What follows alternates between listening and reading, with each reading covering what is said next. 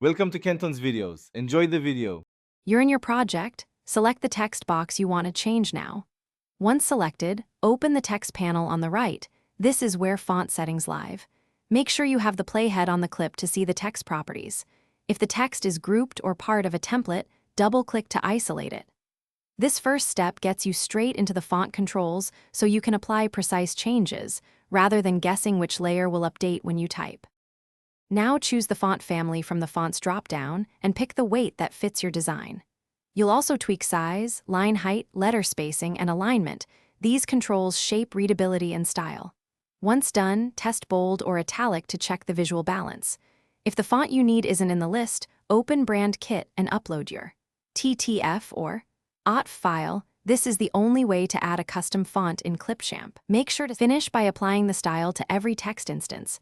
Use copy-paste styles or duplicate the styled text to stay consistent. Preview the clip and export a short test render to confirm the font embeds correctly. If the custom font fails to show, check Brand Kit.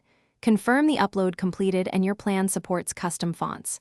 If problems persist, clear your browser cache or restart Clipchamp. This resolves most sync issues.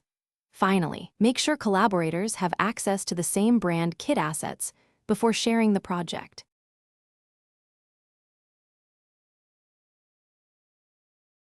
Thanks for watching. Consider subscribing if we helped you.